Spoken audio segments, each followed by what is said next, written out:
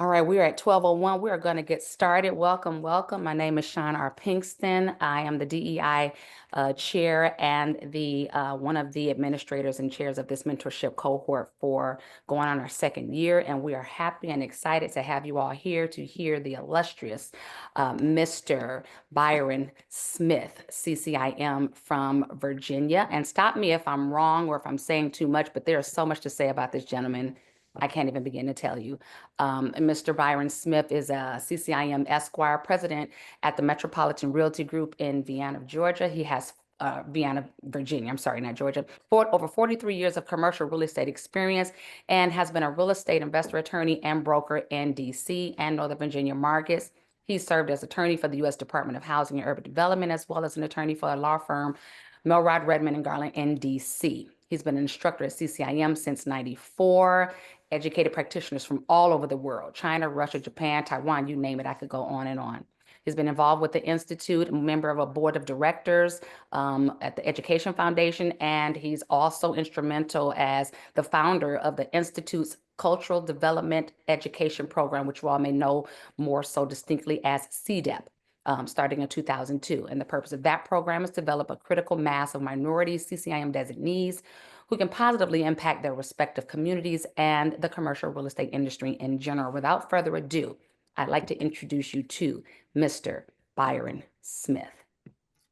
Thank you, Sean. Is my audio good? Sounds great. Yes. As I was mentioning, the studio is being redone, and so I've got a somewhat jerry-rigged audio visual. So if I fade in or out, that's the reason why. But thank you for having me, and I always enjoy talking about this issue of bringing diversity and inclusion to our commercial real estate industry. Um, it's been a long journey. I began back in 1976, 77 when I got out of law school and practiced law for a number of years, but found that that wasn't quite as rewarding as one would like. And I think you can see that today by the number of defections of attorneys that are basically finding different paths outside of practice. But I left in the early 80s from practicing law. The practice of law was mostly finance and commercial real estate, as well as taxation.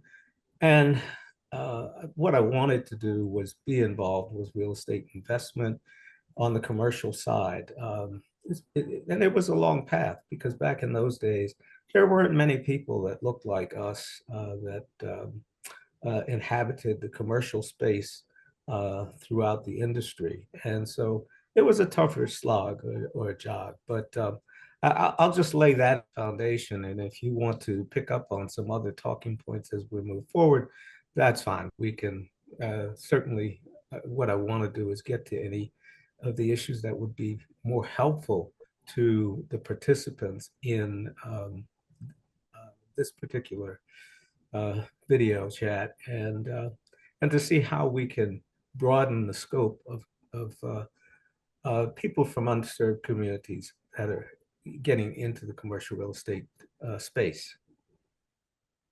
Absolutely. Thank you so much. And that is so impressive. And we definitely appreciate the work that you've done over time and then you spending your time here to share that with us.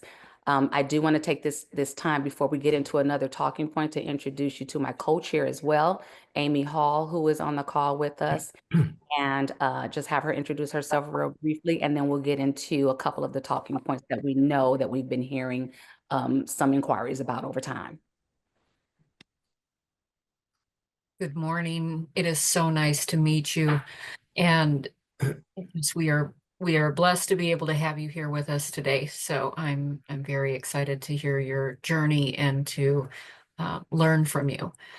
I am Amy Hall. As Sean mentioned, I am the co-chair of this committee here at for CCIM Illinois State Chapter, and very, very honored to be able to walk this path and increasing diversity and creating an inclusive environment in all of commercial real estate is what I live into, and definitely am very excited to be able to hear just your journey with us today.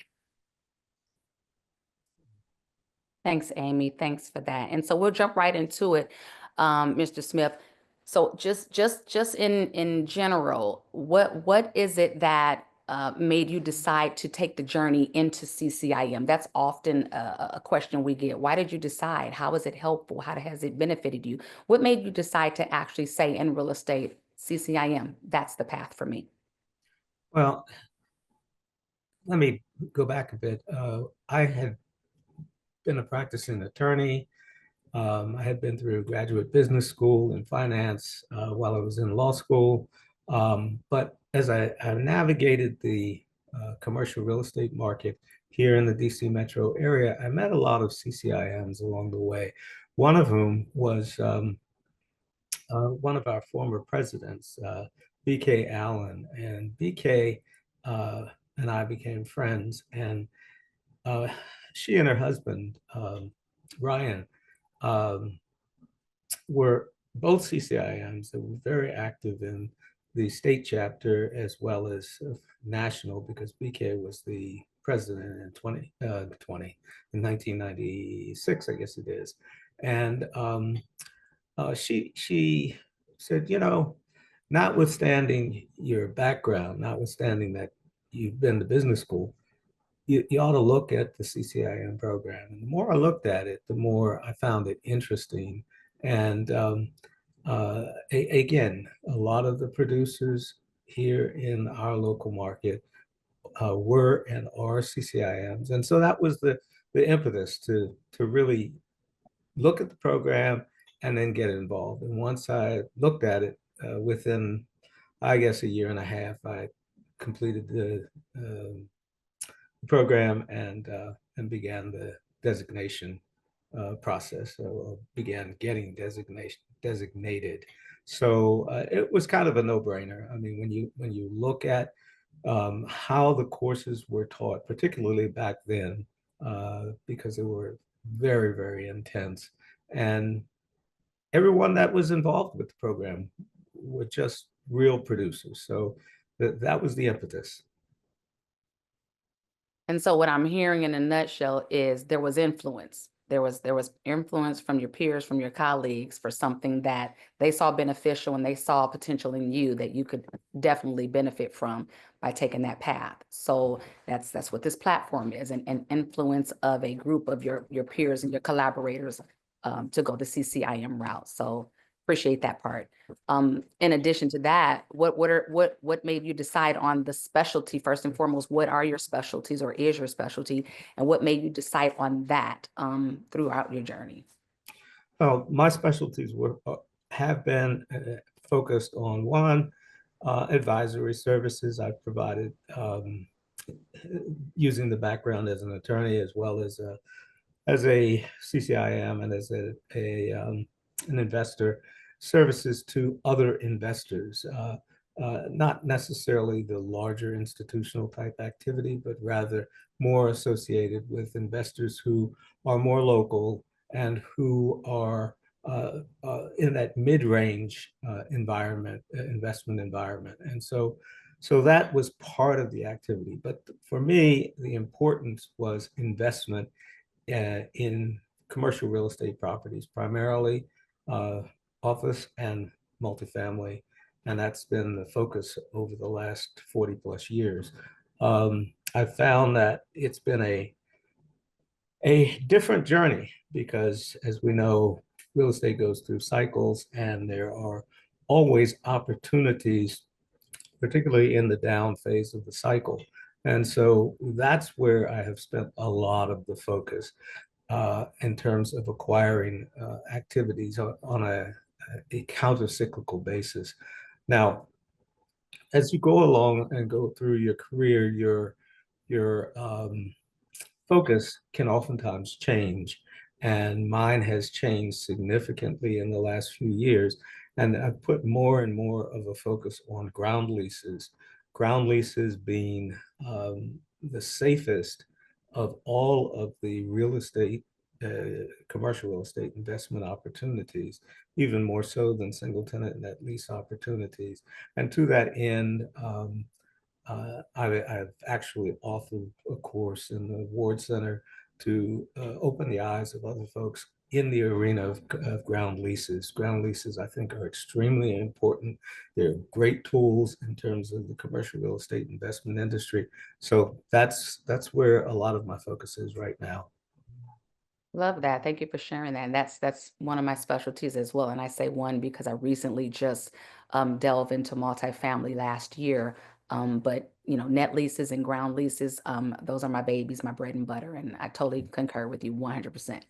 You already knew that though. He's one of my instructors as well, for those of you who didn't know. So perfect.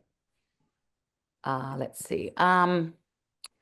Give us a few tips from your experience. Any resources that you might feel a new person with our mentorship per se, we have individuals who are well experienced with commercial real estate, and then we have some newbies who may have been residential and are looking to grab the path of commercial real estate by the horns and do something with it, but they don't know where to start.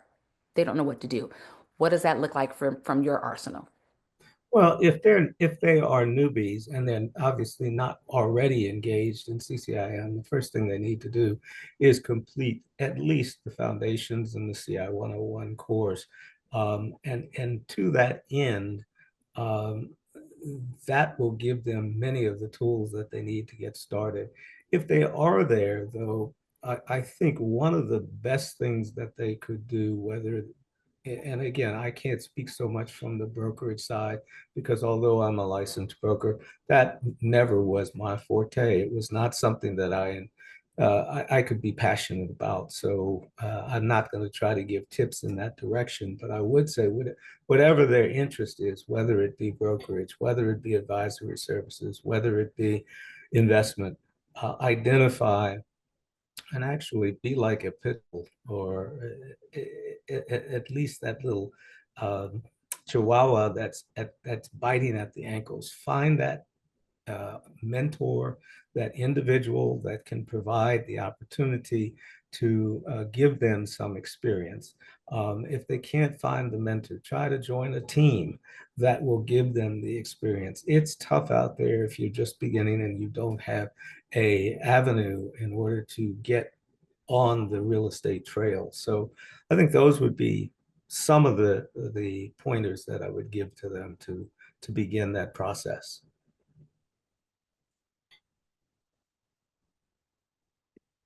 Perfect. Excellent. I think those are great ideas too, when you get on board with a team that already has that experience and that knowledge, even though you don't know what the specialties are, which way you want to go, which I hear is kind of the same tempo that attorneys take. They don't know what they want to specialize in yet. They just know they want to do some form of law. You get to really get exposed to what that looks like and what that feels like for you and what works best for your situation, and you get to make those decisions and just as well as take those foundation courses. I can't even stress that enough, how important that is, to be able to do that. And we have scholarships, as we mentioned in the introduction, for those of you who weren't here, the CDEP scholarship, which kind of helps along with some of those costs of those courses. So be sure to check our website often for some of those options.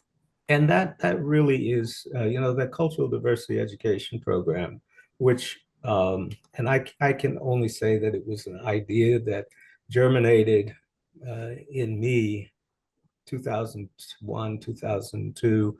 Um, uh, it provides that opportunity to get on the CCIM trail with a voucher that will allow them to reduce some of the financial costs associated with uh, getting into the CCIM program. And of course, that now gives them at least the opportunity to obtain a voucher through the course of, or through all of the courses the that are necessary to get through to the pen.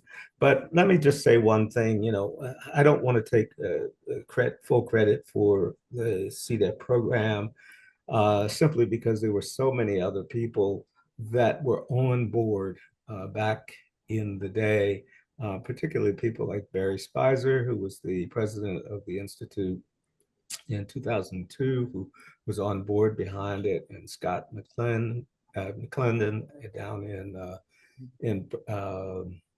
in Alabama, part of the Alabama CCIM chapter, that were very supportive. And we have had just a successful run because the Institute has been so supportive over the last 2 decades in its mission of providing um, uh, the opportunity to be a change agent, to allow for the opportunity to bring in people from who are not what quote unquote normally would be the commercial real estate industry if we looked at the standards from 30 years ago, for instance. So that is there, and that program is there, and it's constantly supported by Gail Giles and Paul and the rest of the team up at the Institute, and they are committed to making sure that we change the dynamic of the industry. Absolutely. I've worked very closely with Gail when co-curating this mentorship program. So you're spot on with that. There's always support and help in that area. So thank you for that. And to the point of the mentorship program, that's just something else that has flowed from the Institute's commitment to diversity and inclusion. And so I think that we need to get more of a broadcast of that possibility to have the mentor. I know that we don't have as many mentors to meet the needs of the mentees, or at least that's what I'm hearing. So certainly, though, it is an opportunity to bring to the community folks who can guide or help guide individuals who as they get their start. So what I'm hearing you say is you're going to be a mentor for 2025. Got it. Got it. Got it. We are always looking for mentors. There's always a plethora of mentees and a shortage of mentors, to the point where we're taking on 2 and 3 mentees at a time, because we want to bridge that gap. So absolutely. Definitely. We welcome anyone with that expertise and experience to hop on board and help us on this journey. So challenges are imminent in real estate. You talked about the cycles. Can you explain or share a cycle or a challenge that you went through that you were able to overcome as a result of being a member of CCIM? Challenges in terms of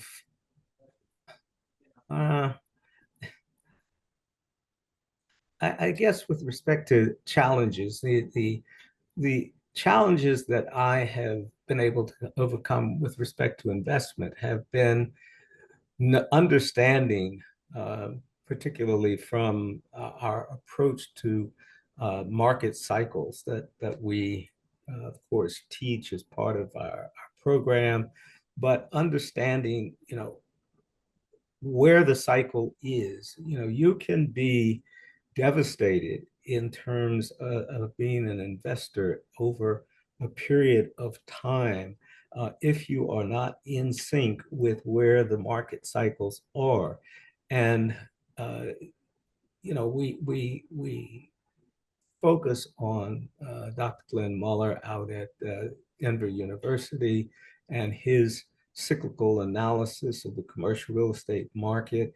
But that has, over the years, helped me move through the challenges, not only the up cycle, but also the down cycle. Because if you are not understanding of how cycles work through over a period of not months, but years, and you are not capable of seeing where we are in the cycle.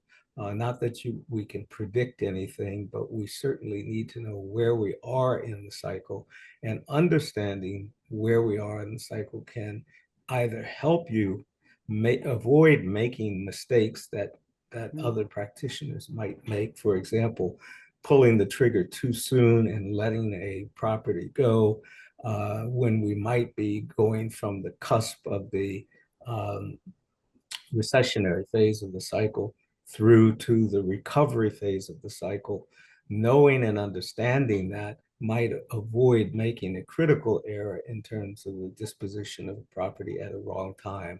So I think that's one of the things that I would identify as having allowed me to avoid difficult challenges over the period of years that I've been involved. And that's so true. Having lived through one cycle and in my lifetime at this point, one poignant cycle, which was the crash, um, we all saw it coming. We just didn't know what we were seeing. And now that we've seen it, that's one expertise we all have under our belts if we were paying attention. And so now we can advise appropriately on that. And as a result of being a CCIM and, like you said, other cycles, and then, of course, time and experience, we can advise our clients appropriately versus, inaccurately. And then now they've missed out on benefits and opportunities for those assets. So spot on with that. We do have a couple of questions in the chat. I want to make sure we don't get too far. We have one that was asking about the ground leases that you said were a very good asset or specialization. And they want to know why you feel that way. Why do you think that's the case? Well, first and foremost, if you stop and think about it, ground leases have been, or the lease of ground has been part and parcel of business and real estate for not just decades but centuries. I mean, you can go all the way back to the feudal period in Europe, from say the 9th century to the 15th century, where the feudal lord owned the land and leased the land to the tenants, essentially the ground tenants. Um, what did that allow that feudal lord to do and to have? It allowed that feudal lord to have control. It allowed them the opportunity to generate revenue streams. It allowed the feudal lord to generate generational wealth.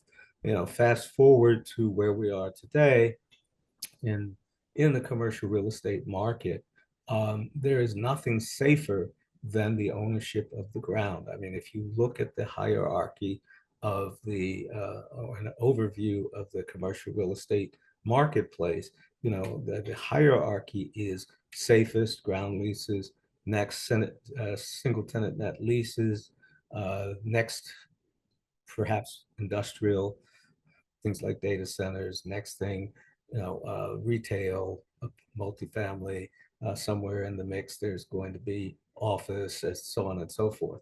But there's nothing safer than owning the ground. And I think as you get older, or as individuals, as opposed to institutional players, not that there aren't institutional players in the ground lease market. One of the biggest is a company called Safehold, which is a New York Stock Exchange traded company. But for individuals, as you get older, you want that security, you want that safety. You don't want the operational headache of owning that piece of property that has one or multiple tenants. If it has one tenant and that tenant goes out, you have a significant problem. If you have multiple tenants, what happens? You have to constantly make certain that those tenants are catered to, and ultimately you're going to have to replace them over time. As you move on into a later period in life, the ground lease becomes ideal. And if you stop and think about it, every day 10,000 baby boomers turn 65. That's going to be the case until 2029. So there are a lot of potential owners of ground leases that want secure, safe income and the opportunity to provide the generational wealth for a subsequent generation after their period of ownership has ended because they've moved on or passed on. So for me, that's one of the reasons why I find it fascinating. That was a golden nugget. I don't know if y'all caught that. Every day, a baby boomer is going to turn 69 until, or 65 until 2029. 2029. 2029. The same guest is asking for the ground leases. They can't depreciate and they lose out on savings. Is that correct?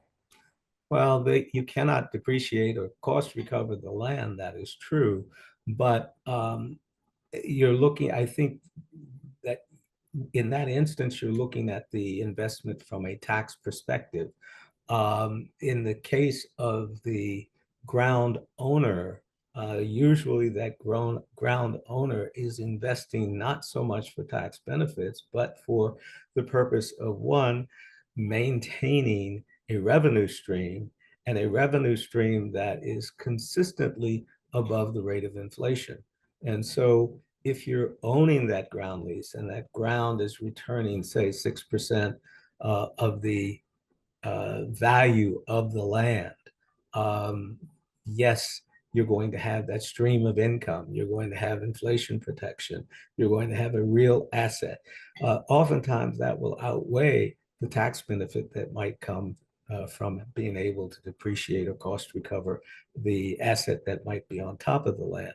Now, the other point is many times individuals do not have the resources in terms of capital or in terms of operational experience to develop the land. So the ground lease becomes an ideal way for the owner of that ground to have a third party provide the capital that's necessary to develop the ground and the expertise to develop the ground, knowing that at some later point, whether it be 30 years, 50 years down the road, there is going to be a reversion of whatever was created on top of the land. It will revert back to the ground owner or the ground owner's heirs or other parties that will be in the ownership entity. So those are long-term ROI strategies, sounds like. Long-term strategy, Yeah. exactly. And those can be syndicated, joint ventures, general partners, liability partners, all of those can be limited partners, can be options for going into those when you're short on capital and those types of things. Great insight. That's true, but remember, oftentimes you can find ground leases that are smaller. For example, you might have a ground lease under a fast food operation. That might not require a syndication.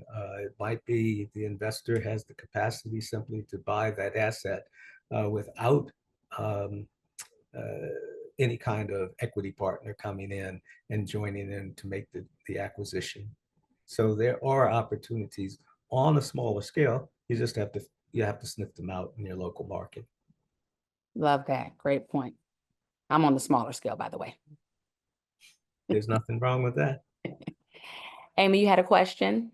Yeah, I saw that someone in the chat had asked the question about when the land reverts back, different language within the lease can dictate, whether or not the improvement stays or if it's returned to essentially developable dirt. What are you seeing? They want to know if there's language that you're seeing in leases, the ground leases that are actually prohibiting the demise of the improvement that's on the land because of whether it be wastefulness or the landlord wants the improvement or the owner wants the improvement to stay. Do you see anybody ever restrict the removal of the improvement? Well, let's just back up just for a second. Everything within the ground lease is negotiable. So when you begin that negotiation process, depending upon whatever the length of that lease may be, the language is going to be crafted to determine what happens at the end of that lease term. Now, normally the language will simply state that it reverts to the ground owner, the asset that is there reverts to the ground owner. However, if the asset is a very specialized single type use operation, then there may be a requirement to scrape that asset. Now, also remember that, and particularly with respect to a longer term asset, when that asset, uh, uh, when the lease ends and that asset is needed to revert to the ground owner, several things have happened in the last few years of that lease agreement. One, that landowner, rather that ground tenant, is not going to be taking magnificent care of that asset. So it may be incurring a high degree of deferred maintenance. And again, depending upon the type of asset that has been placed or developed on top of the ground, it will depend upon whether or not there will be a requirement that the asset be removed.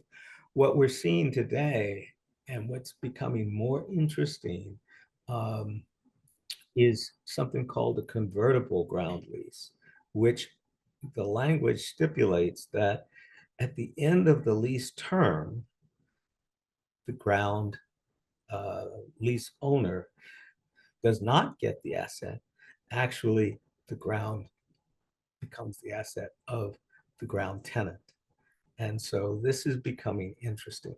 Another thing that is starting to be explored is the idea of a buyout at a specified point in the ground lease, so that at maybe a 20-year period or a 30-year period on a 50-year lease, there might be an option on the part or available to the ground tenant to buy out the ground at a then appraised value of the land.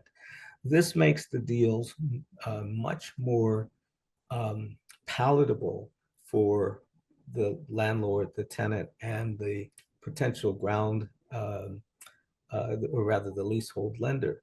Now, in the past, and if you look at New York City as the benchmark for ground leases, because in the United States, ground leases have been historically performed in New York City, for the last 180 years or so. Those ground leases, the early ones, were very one-sided ground leases.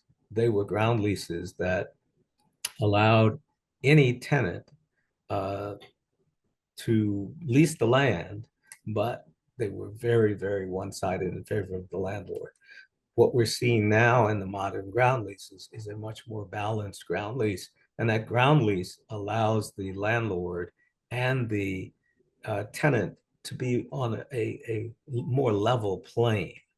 And again, there are becoming more and more incentives like the convertible ground lease and like the option to purchase the ground during the pendency of the ground lease. Those items are being placed in the leases in order to make them more palatable and to make them more marketable, if that makes sense. Absolutely. Absolutely. Yeah. Option to buy is definitely attractive as to some of the tenants for sure. Before we go into anything else, can we just real quick definition of ground lease? Okay. Okay. I think the simplest definition of the ground lease is a lease of the ground on a essentially triple net basis. In other words, ground owner leases to the ground tenant the right to the use and possession of the land for a specified period of time, with the ground tenant being responsible to pay things like taxes, insurance, whatever utilities that might be required. Anything that the landowner would normally be responsible for paying and maintaining that ground, the ground tenant becomes responsible for payment during the pendency of the ground lease. Does that make sense? 100%. And asking that is because I saw a question in the chat that says, what are your thoughts on triple net leases? Um, I find triple net leases to be interesting. One of the guys that I came up with years and years ago has become one of the premier ground lease guys around the country. And, ground leases I've always felt are safe. But what are ground lease? I'm sorry, single tenant net leases are very, very safe. Now, what are you buying when you are buying a single tenant net lease transaction? You're effectively buying a bond because you're buying a long-term commitment from a prospective tenant like a Walgreens or a CVS or a Verizon or a JP Morgan Chase Bank branch. You're buying the credit of that particular um, tenant that is there. And of course, those national tenants like Chase and like CVS and Walgreens are rated by Standard and Poor's and Moody's and Fitch Investor Services. So when you're buying those ground leases, I'm sorry, keep thinking about ground leases because that's always on my mind. But when you're buying those single tenant net lease transactions, you are buying the credit of that particular entity. And those things can be wonderful, but you can also have some really challenging situations. Take, for example, Dollar General and Family Dollar, Dollar Tree. They're wonderful investment grade options. They're companies that have investment grade ratings. But look what has happened. Uh, Last year, I believe Dollar General closed or committed to close 900 plus stores. Uh, Dollar General said that they were closing, and I'm just trying to call from memory, but I think it was close to eventually be closing 2,000 stores or close to that. And I think it reflects the fact that over time, credit can migrate. It can migrate up and it can migrate down. So you are taking a risk. Those single tenant lease transactions can be good. They can be safe, but I think you have to do all of your due diligence as a prospective owner of those types of investment opportunities, because there's no one size fits all. Yes, let me just buy this asset, get a fixed rate of return, and then um, rent bumps over, every 5 years or so, or in the option period. It's not that simple, but they are, for some people, they are the right kind of investment. So I have a question for you. Do you feel that over the last 4 years, the single net lease investment has taken a bit of a black eye because there were a lot of things happening in the single net lease space when money was so cheap, where you had a lot of assets that were being sold before the tenant was in place. So this was a sort of a pre-sale happening on, especially with Dock in the Box uses, where the tenant never performed. So you either had assets where it was an outright investor who purchased through traditional means or all cash, or you had situations where there were these TIC platforms being put together to sell these assets. What are your thoughts around how the net lease is being viewed right now? Because for years it was really the darling of the investment world. Well, I agree with you, Amy, that in my mind, there has been a slight degradation, if you will, of the single tenant net lease space.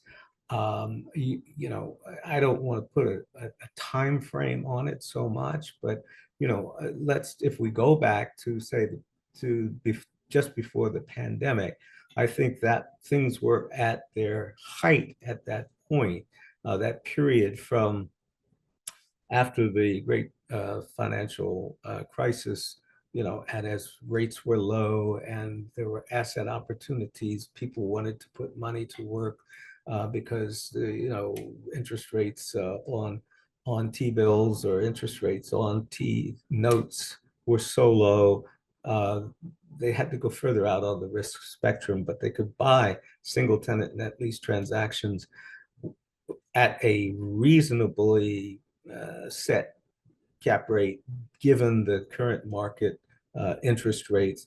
But for many people, they got pushed further out on the risk spectrum than I think they should have been comfortable with. So I don't know that it's a major component of the losses that the type of losses that you're referring to are a major component of this particular aspect of investment, but I do agree with you that things have declined. I'll give you an example.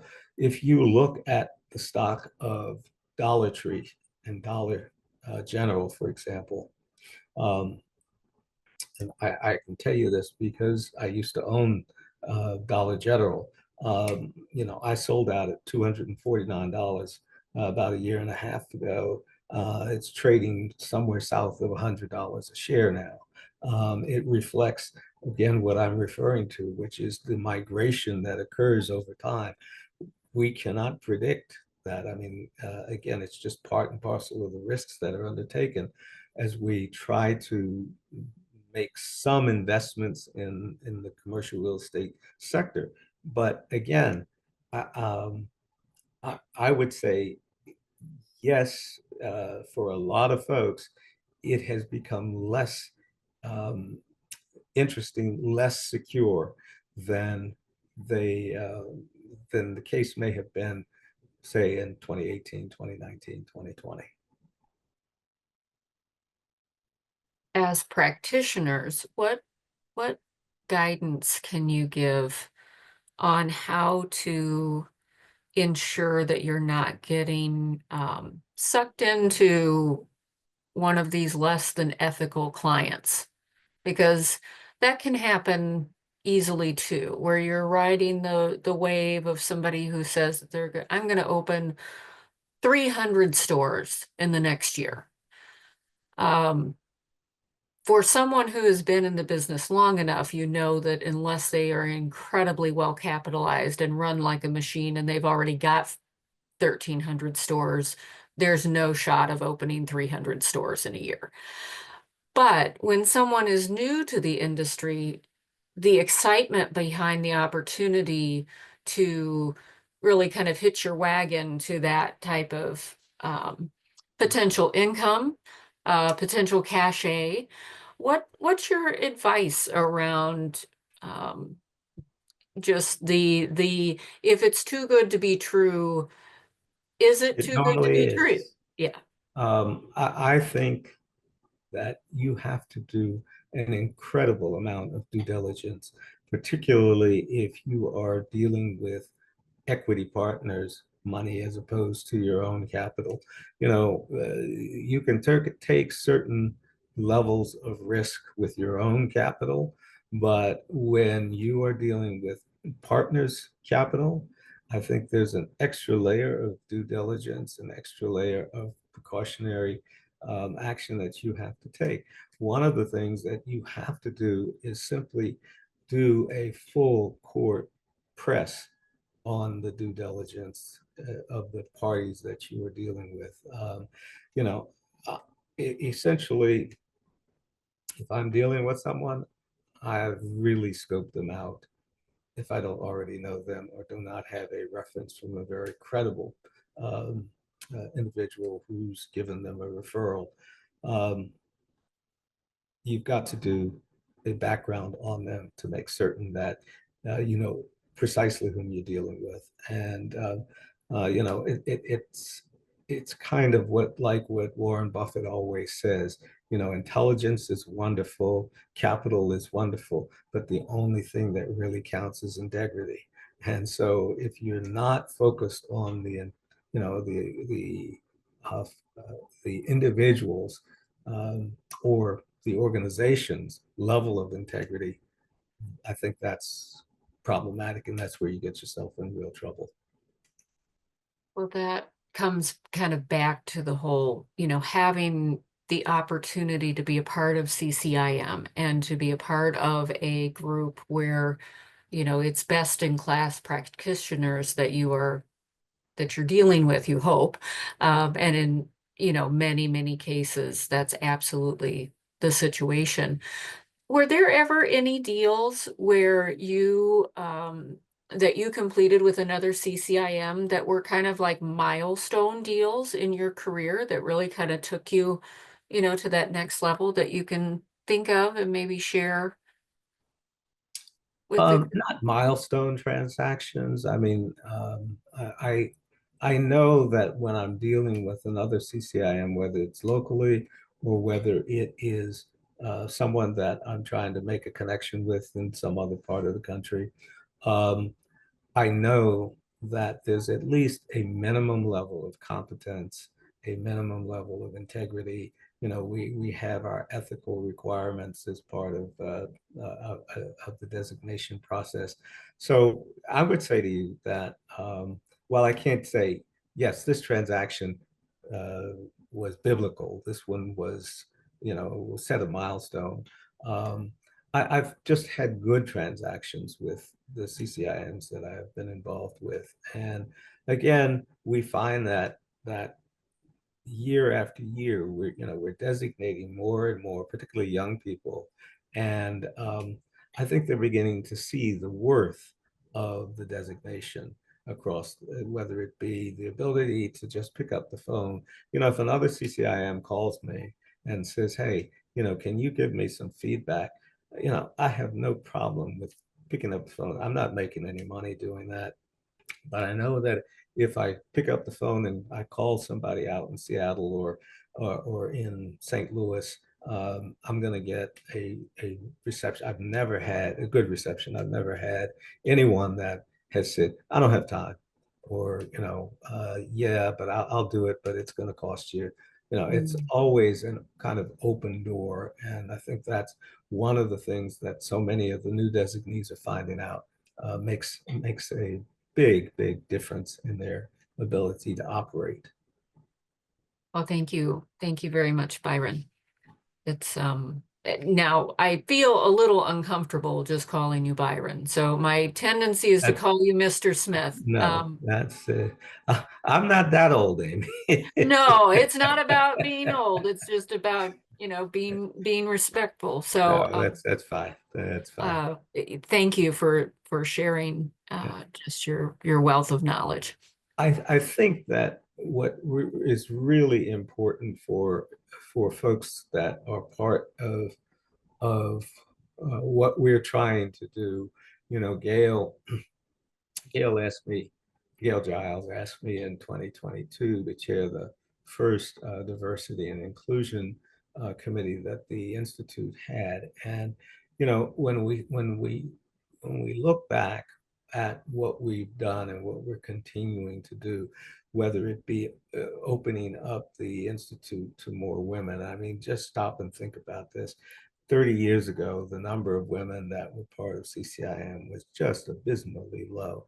If you look back 30 years ago, the number of people of color, whether they be Asian American, Hispanic, African American, whatever the case may be, they were few and far between. When I first began teaching, 1994, the reason I did that was because, in part, um, we have a wonderful faculty, some of the smartest and minds in the country as far as commercial real estate is concerned, and who are actual practitioners. And so there was a selfish reason for doing that, because it was an ability to share thoughts with people like Jay Levine and people like Bob Ward and many of the other folks who were either retired or no longer with us.